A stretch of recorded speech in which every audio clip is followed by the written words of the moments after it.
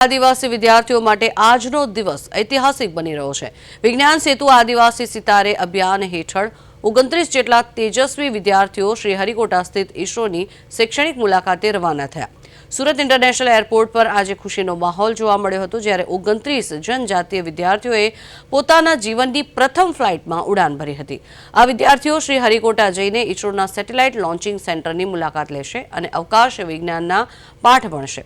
આ સમગ્ર પ્રવાસના નોડલ અધિકારી તરીકે પોતાના આચાર્ય અશોક કુમાર ગુપ્તાની નિમણૂક કરવામાં આવી છે।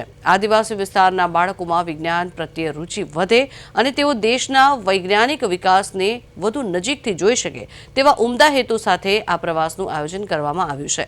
પ્લેનમાં બેસવાનો રોમાંચ અને ઈસરો જોવાની ઉત્સુકતા આ વિદ્યાર્થીઓના ચહેરા પર સ્પષ્ટ દેખાતી હતી।